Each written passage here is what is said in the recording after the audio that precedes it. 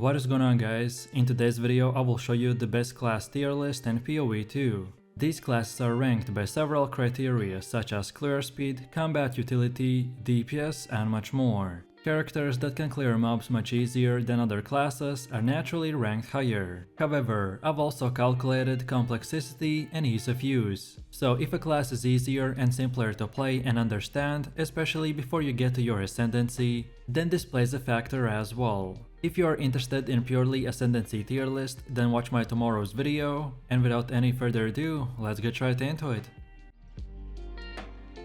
So moving over to the first class, which is the Ranger, and we will place him right in the B tier. This is a dexterity based class that uses a variety of bow skills focused around lightning, poison, ice and physical damage. Her lightning attacks will bounce between targets, electrocuting them and inflicting a stunning effect, which plants arrows in the ground to deal more damage. Your cold skills will slow and freeze enemies, making it easy to escape their attacks. And finally, your poison skills will generate a highly flammable cloud of gas, each one dealing damage over time, and creating toxic plants to devastate anyone that steps onto them. As a ranger, you become either way the Deadeye or the Pathfinder. The Deadeye fires additional projectiles, making it easy to bury enemies under the withering barrage.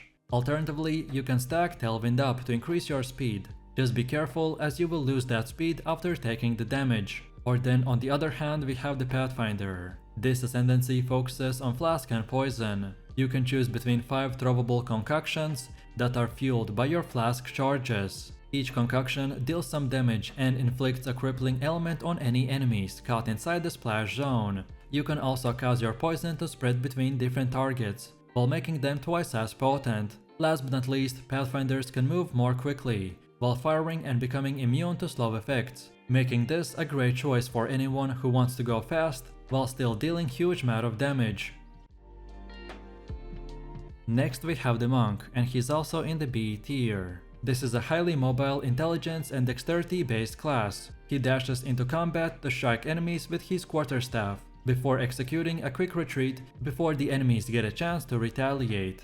Your quarterstaff skills will cover the elements of lightning, ice and wind. Your killing palm skill will dash to the enemies killing them when they're on low health to grant you a power charge. Or perhaps you can drop a Tempest Belt that resonates when struck, then hit it with the elemental damage to empower all of your sequence strikes and do big damage. Also, you get access to use Staggering Palm, which when enemies are close to being stunned, will unleash a barrage of wind projectiles. As a monk, you get 2 ascendancy paths. First, you can become an invoker that harnesses your inner strength, creating waves of raw elemental force. Evokers can meditate to double their energy shield and provide additional defenses. You can further specialize in either cold or lightning and unlock more bonuses for that element. Later on, you can take the form of a powerful Unbound avatar by applying status effects to build up Unbound Fury, to then unleash it for even more damage and elemental bonuses. Or then on the other hand, some monks prefer to turn to the dark arts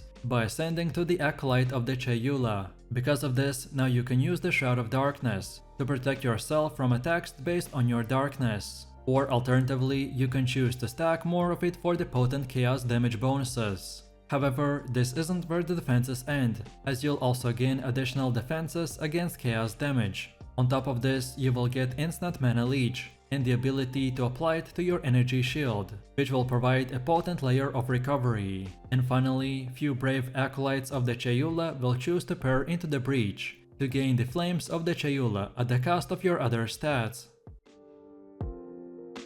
Then moving over to the next one, which is the Sorceress, and she deserves to be placed right in the A tier. She's an intelligence-based class who harnesses 3 elements and bends them to her will. She will use powerful fire skills that ignite enemies, or use Wall of Fire or even fireballs to set her projectiles ablaze, adding additional damage to the enemies. She can also drop a big rock on the targets and use other cold skills to freeze them in a place. Or perhaps you can choose a different route and fill your entire screen with sparks that shock enemies, which makes them easier to defeat. Overall, her elemental skills are made to combo with other spells of different elements. You can wield the fire staff in your main hand to drop a flame wall, then swap to a lightning staff to fire all of your sparks through, and much more. Or even you can use a fire skill with the cast on Ignite that will trigger a gem that unleashes a devastating firestorm. As a sorceress, you can ascend to become either way the Stormweaver or the Chronomancer. The Stormweaver harnesses all things lightning based. She deals critical damage to your enemies and unleashes a devastating lightning storm, or perhaps can stack 2 shocks on an enemy for even more damage amplification. Or then on the other hand, if you follow the path of the Chronomancer, then she prefers to exert her mastery over the time itself, so you'll be able to use Time Freeze to temporarily stop time, preventing enemies from doing completely anything for a certain duration. In addition, you can use the Temporal Rift to reverse time, sending you back into a prior location and returning your life and mana to what they were at that time. Lastly, if you are tired of cooldowns, then you can use the Time Snap to reset them, allowing you to use some of the most powerful skills in the game without a single delay. While this ascendancy is difficult to master, the Chronomancer will offer you a bunch of opportunities to outplay dangerous boss mechanics. Next up we have the Witch, and she's also in the A tier. This is an intelligence-based class that uses her spirits to build a minion army, or perhaps attack enemies directly through chaos and bone skills. She can also curse enemies to weaken them and make it easier to take out dangerous bosses. Her minions will resummon when they die, so you can use weaker skeletal warriors or powerful skeletal arcanists, and each minion has a special active ability, which are called the command skills. So for example, the skeletal arsonist can detonate your other minions, so then our playstyle would revolve around using corpses for temporary minions to grow the ranks of our army and then explode them. This class has 2 ascendancies, the Infernalist and the Blood Mage. As Infernalist, you get a loyal Hellhound who attacks your enemies and protects you by taking a portion of your damage for you. He also is the best person who is able to set enemies on fire. You can also infuse your mana with the Hellfire by entering the mana overload and triggering fiery explosions. Or you can even go all in and enter the demon form. In demon form, you take damage that ramps up over time, but in exchange you will get ever increasing cast speed and damage bonuses. But you won't be able to survive very long in this form, so you will have to manage your cooldowns and playstyle effectively. Or then on the other hand, we can go with the Blood Mage. This ascendancy comes at a steep price, which you have to pay with the life cost, in addition to the regular mana cost for all of your skills. But in exchange you get extra life based on some of your energy shield gear, also an ability to leech damage from your spells, and a new form of healing via the Life Staff Remnant, which you can gain by killing enemies. Overall, the Blood Mage can invest into life for damage, with a critical strike bonus for 1% for every 20 maximum of life.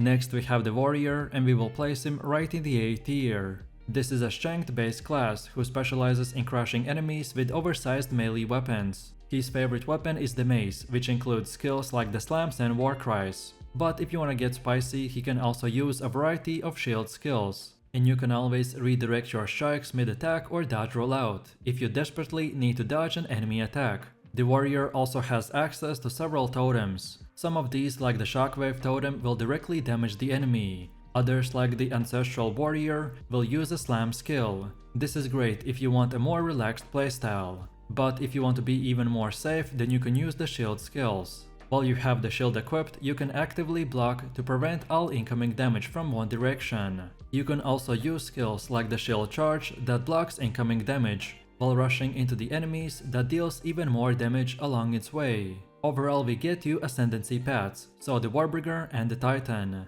A Warbringer can transform totems into spirits, giving them more freedom to attack your enemies. When threatened, he can also encase himself in Jade, preventing damage while the shield lasts. Finally, this ascendancy is also able to use war cries more frequently than other classes, or explode the corpses of his enemies. And then on the other hand, we have the Titan, and he's all about slams that leans into the two-handed weapon fantasy. His slams will generate powerful aftershocks, which deals additional damage to the enemies in an AoV. With crushing impact, a Titan is able to stun enemies more easily, and he can take advantage of this with a massive damage bonus against enemies that are under effect of heavy stuns. And now for the last and final one, we have the Mercenary, and he deserves to be placed right in the S tier. This is a strength and dexterity class that draws heavy inspiration from first-person shooters. You're able to use a burst shot with a shotgun, then also get your hands on the rapid shot on an assault rifle, or perhaps use the power shot with a sniper rifle. And overall we have a variety of huge ammunition. So for example, we get armor piercing ammo, which inflicts armor break, then incendiary ammo, which sets enemies on fire, and even the permafrost ammo, which freezes targets in a place, or even creates walls of ice which lay down suppressing fire. In addition to his crossbow, the mercenary will come armed to the teeth, with a variety of grenades. They will work exactly as you expect and detonate after a short delay. Some grenades will apply crowd control effects, others will choke your targets with noxious fumes, but most are just there to cause big explosions. So simply put, all of these combinations will give you a massive variety of options to choose from. As a mercenary, you can ascend and become a witch hunter or the gambling legionnaire. As a witch hunter, you can tap into the arcane arts, gaining the ability to generate a sorcery ward. This shields you from elemental damage at the cost of your physical defense. You can also gain the ability to interrupt enemy spells by dealing damage, slowing the rate at which dangerous targets can use their skills. And lastly, some witch hunters can learn decimating strikes, which will remove up to 30% of an enemy's health with their first hit. Or then the other option is the gambling legionnaire, which is an ascendancy that focuses on skill gems. If you want to use additional skills, this is the ascendancy for you, as you can unleash the true potential of your skills by increasing your maximum resistance based on the number of supports you have equipped. Then also you can make all of your skills better by increasing their quality. Basically, as a gambling legionnaire, you can use your highest attribute to satisfy requirements for other skills to increase your damage out the wazoo.